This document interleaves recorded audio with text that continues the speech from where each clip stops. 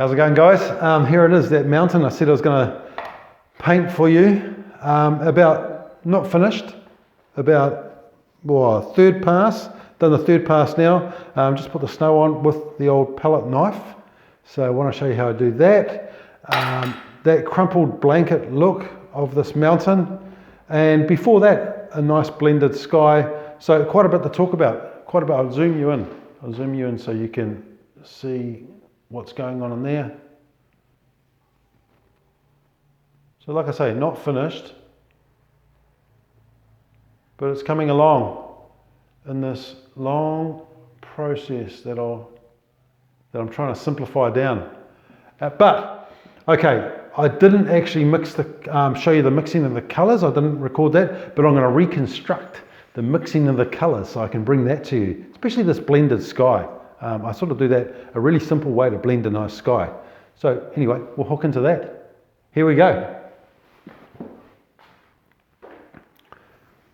Okay, so I'll show you me blending the sky, then I'll show you me the mixing of the paint, and probably when you see the two of them, you'll get how I do it, my technique. So, first disclaimer, there's way more than one way to blend the sky. This is just the way I'm doing it. I find it works for me.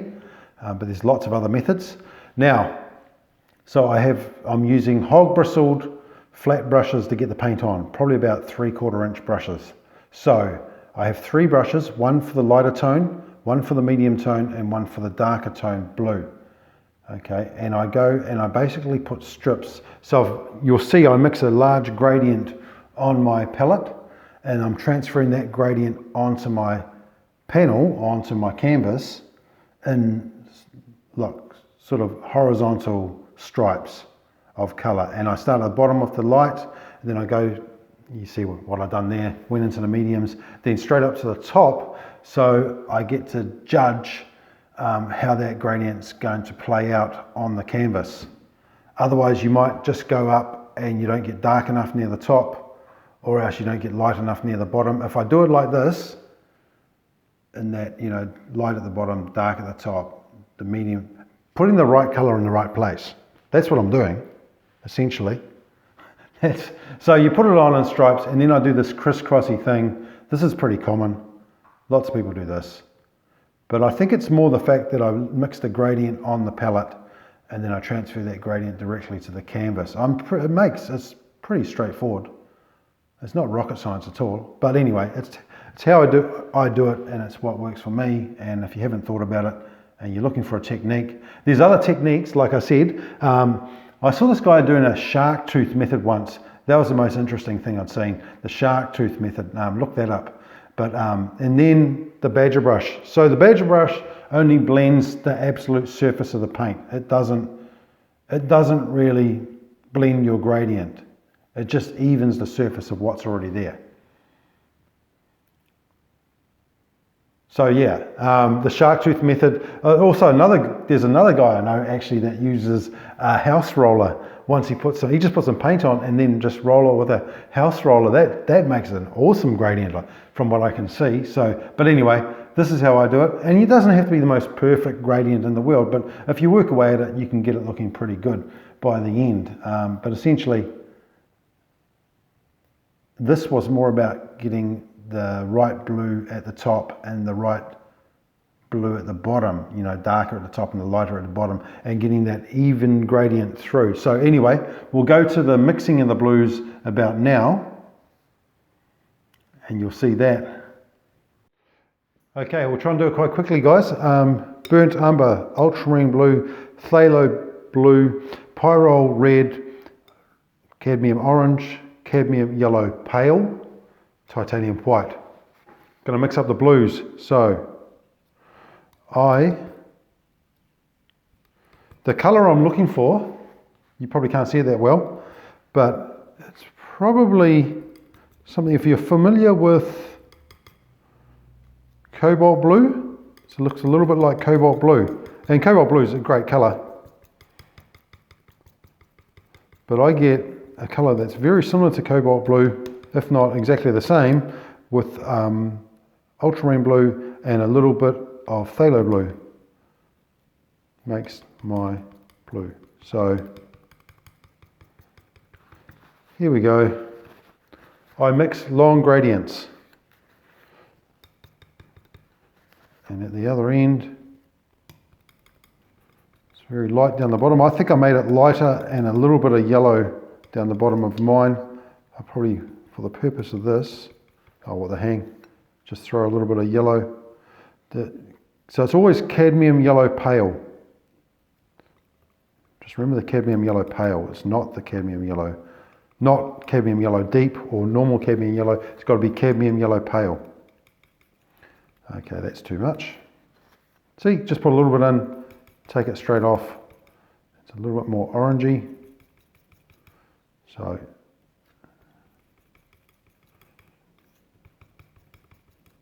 obviously it goes green, so, but to be honest, I think a little bit of green is actually all right. I won't even need all that, so get rid of that.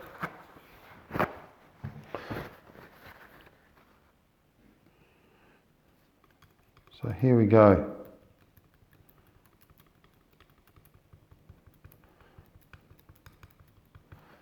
Now, if you've seen my videos, you might have seen this before. Grabbing a little bit of paint and checking, seeing what colour it actually is compared to my reference. So, it's actually all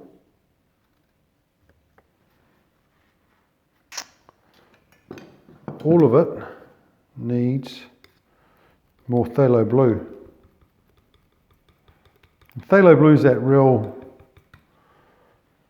blue. Actually, I'll do this. Ultramarine blue,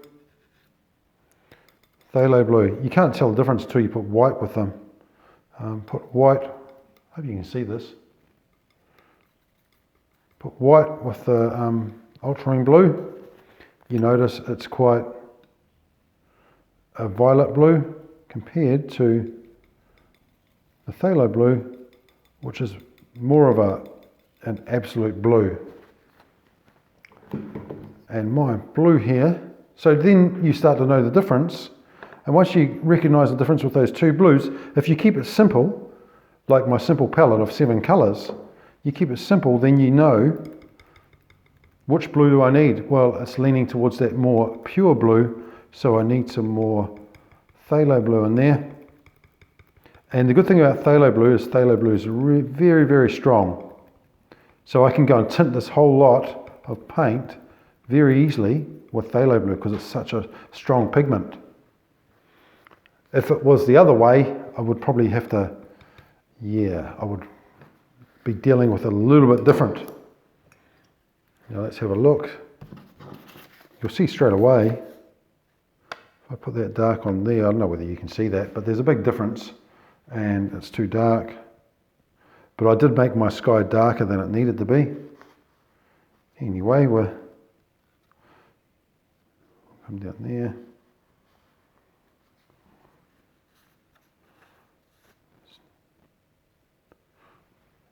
For the purpose of the reconstruction of how I've done it, I don't have to get it perfect, I don't think. You just have to see how I do it. Now the main thing is, it's actually, believe it or not, I think up in this very top here, I actually put some, so brown, burnt umber, sorry, is it, you consider that to be dark orange, because it is, isn't it? It's dark orange. So there was a little bit of burnt umber go through the whole thing, and it just turned it a little bit.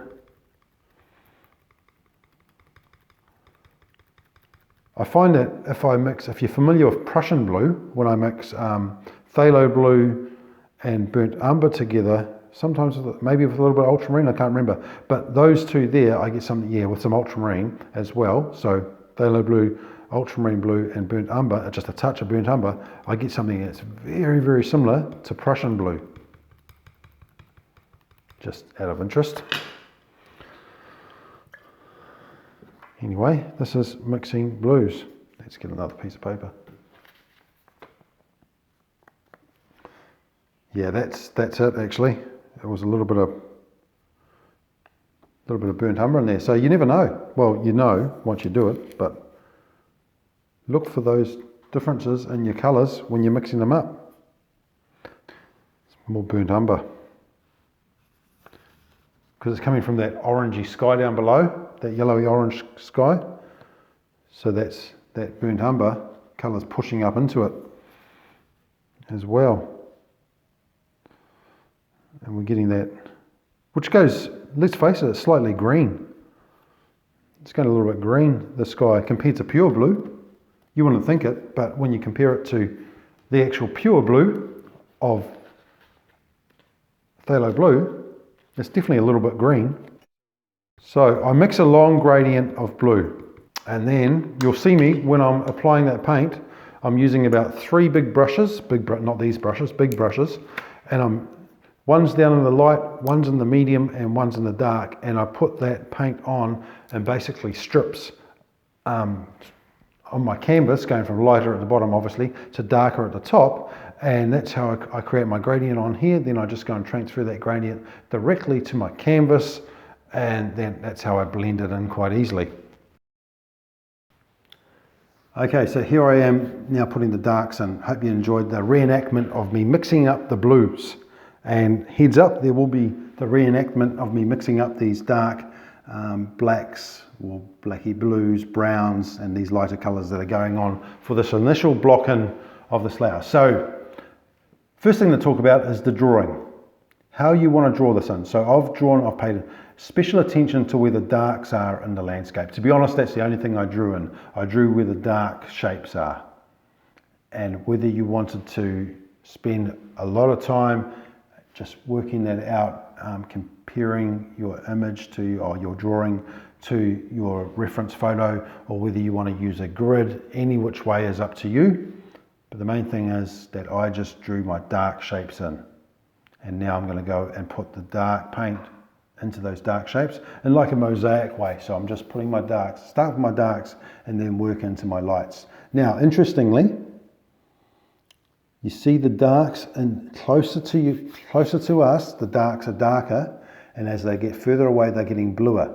So generally things get bluer into the distance on a day when the sky is blue. So this is no exception. So that's what I'm doing there, and it's a little bit hard to see on the screen, I think, but it's definitely bluer the further away, and darker as it moves into the foreground, and actually gets more to leaning towards burnt umber into the foreground, so more browner.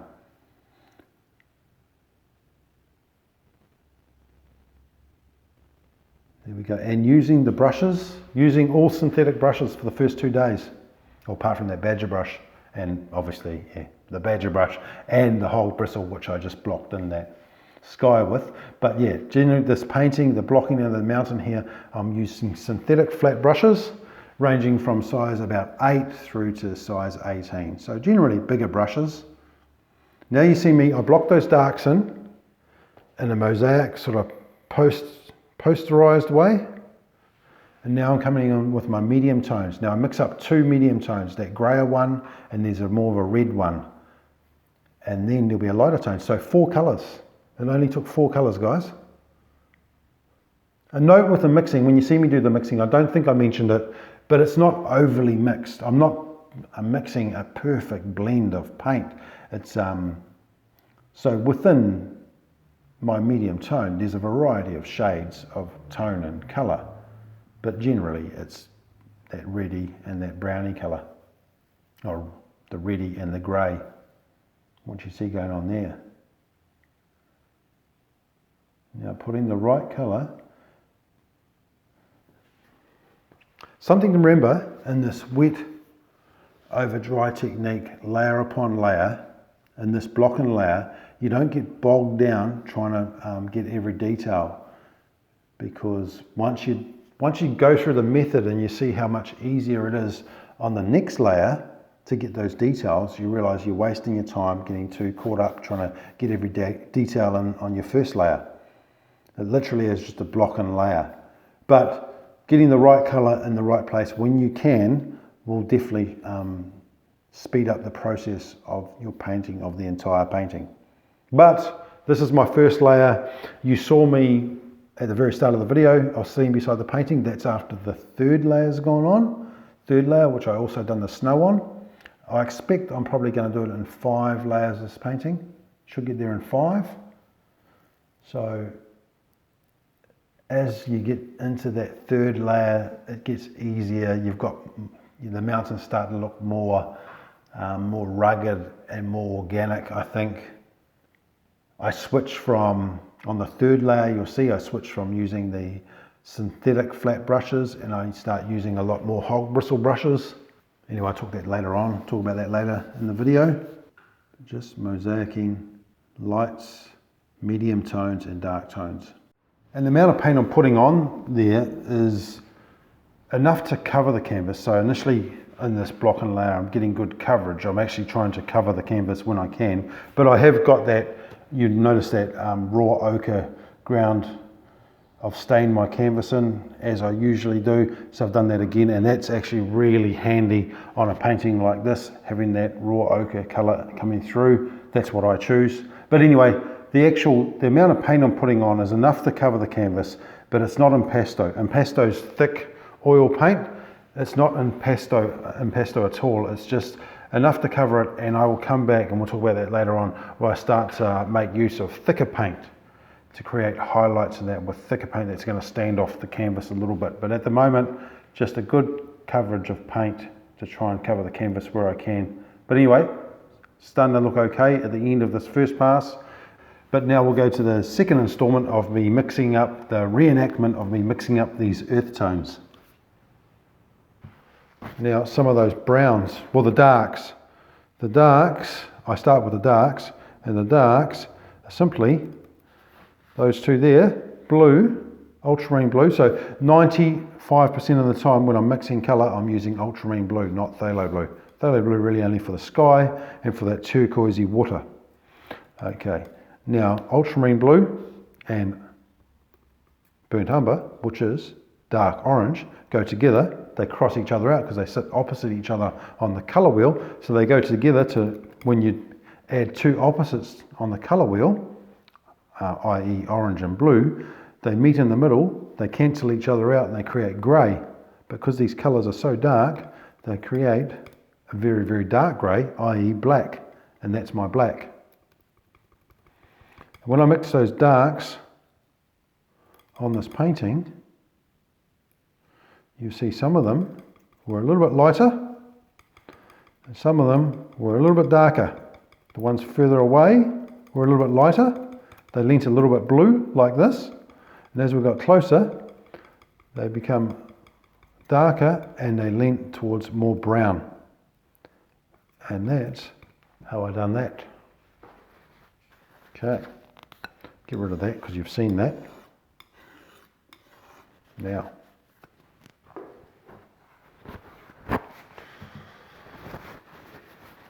there was a medium tone, and I'll cheat because in there is some grey, and I started with the grey, so burnt umber, ultramarine blue and white makes that grey. To be honest, if I get that phthalo blue in there, which is left over there, that'll be a hindrance. I'll never get rid of it. Then, does it look orangey? You probably can't see it very well, but does it look orangey? Okay, it does look orangey. Add orange. Does it look a little bit more, I'm going for the medium tone. Grey brown. So now I'm starting to head there. Probably a little bit greyer. If you're shooting for grey and you've got something like that, just add ultramarine blue and it'll grey it off straight away. It almost doesn't matter, you could just add ultramarine blue just to give it a go if you're struggling, and it'll make something go more grey. If you want it to look more grey, add ultramarine blue. You get a colour like that, you put that on there and you go, well, yeah, it's pretty close. That's pretty much something I would have used. Now, the lighter colour, so much blue in my white. I've got to be careful. Okay. If you've got phthalo blue on your palette and it starts to get into your mixing colours, it's a nightmare. Absolute nightmare. Okay, the light colours, look, titanium white, cadmium orange, it's a light tanny brown, a little bit of ultramarine, a little bit of burnt umber in there. It's a little bit yellowy.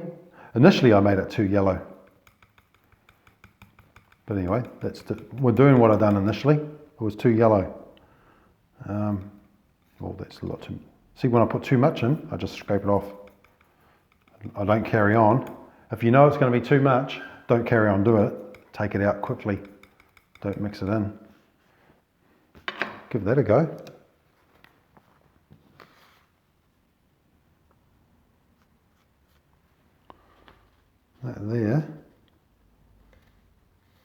That there's just a little bit too.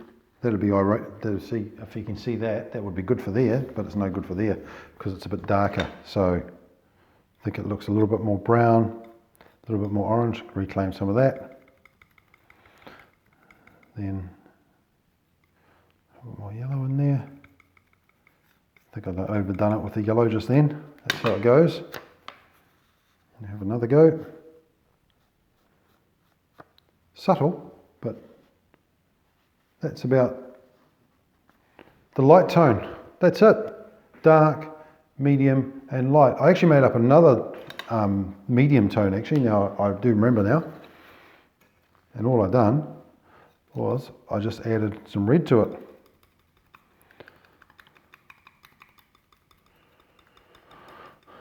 Pyrrole Rubine. You might be at home, you might find that alizarin is the really good alternative to Pyrrole Rubine, but has got a pretty bad rap as far as its archivalness, how long it's going to last for. Alizarin, it's a great colour to use, great colour to mix with, but it's got a really bad reputation for fading. But that might not worry you if you're learning how to paint.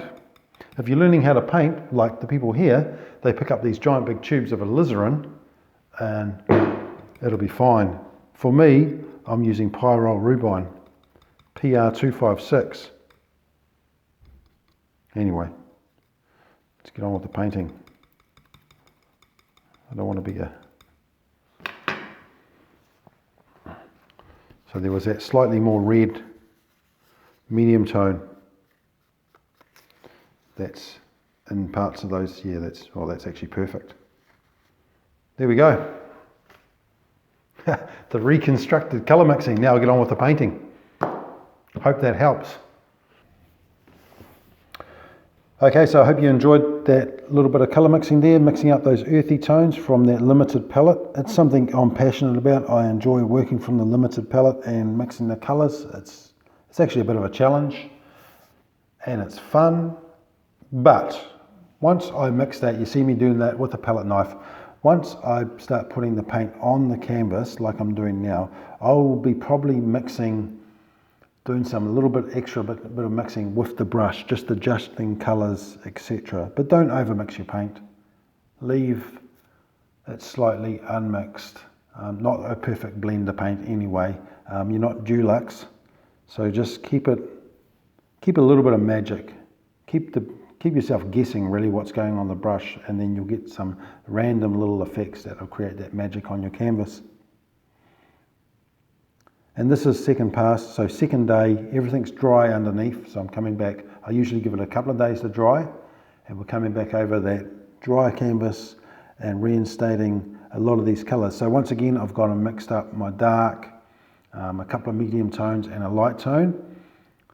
And look, there's a lot of that yellow ochre still coming through. And I did probably, my light tone on the first day was probably leaning a little bit too yellow. So today I'm coming back, I'm making things a lot more grey than they were in that first day. And that's what I'm going to do here. And synthetic brushes again on the second day. I'll change that. I think I said that I'll change it on the third day, so we'll talk about that in a minute. But yeah, I'll just let this play out and you can watch what's going on here, and I'll catch you in a couple of minutes.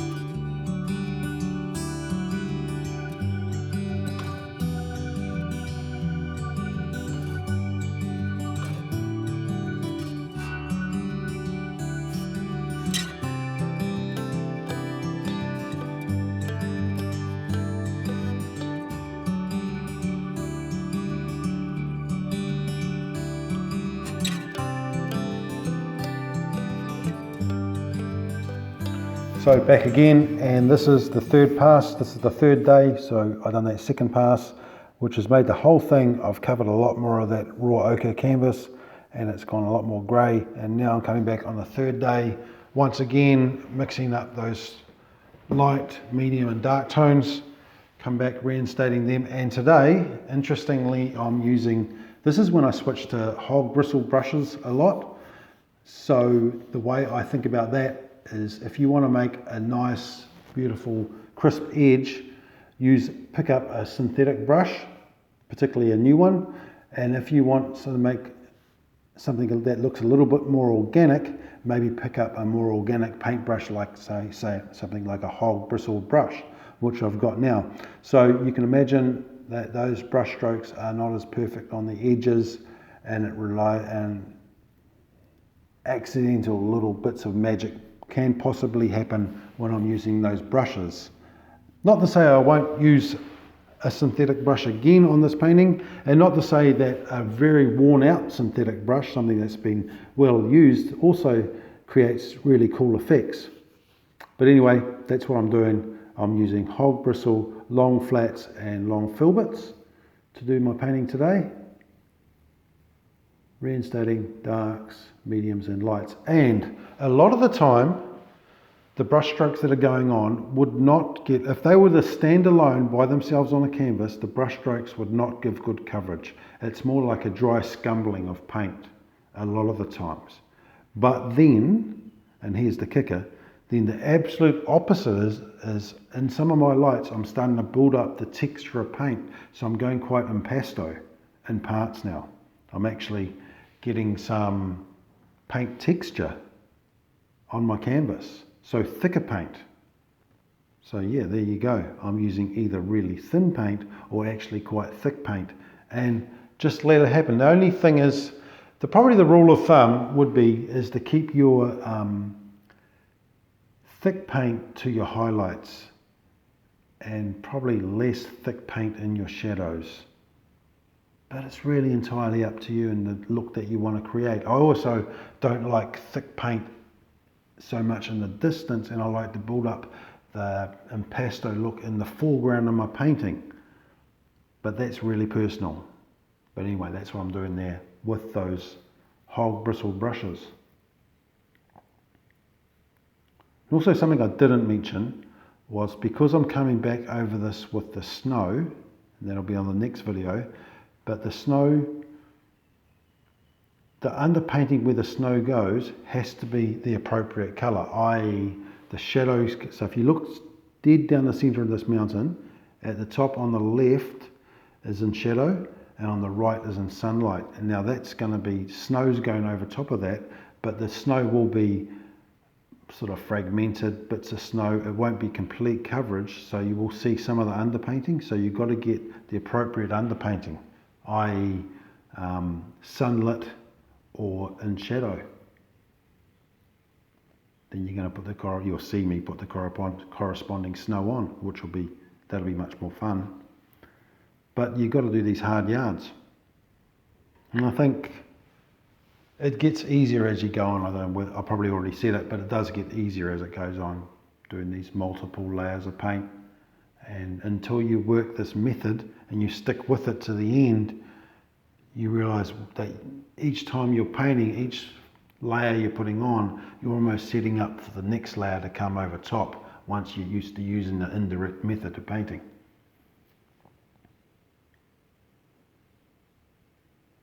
Okay, my reference photo.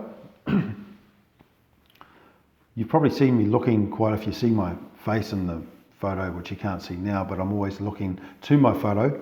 I've actually got my reference photo is projected onto my 42-inch TV, the old TV I've got here. So it's going straight from my laptop to the TV, and then I can zoom in again and look at more details. And like I said, I'm not doing every detail of the painting, but it's just handy having that big reference photo, which is the TV.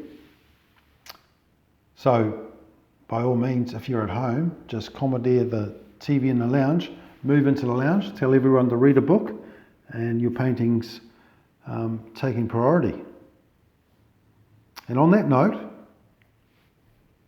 if you are painting in the lounge, this is the next good thing, is that I'm using obviously those 3 colours, 3 tones. I've got about 5 or 6 brushes on the go, and I've light brushes, medium brushes and dark brushes.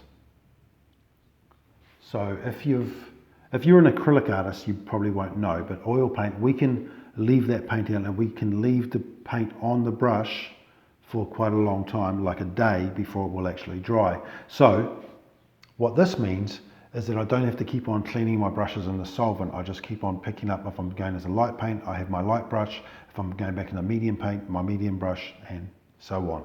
So you don't have to keep on cleaning your brushes. I just said that, but it just makes life so much easier. That's actually the top tip.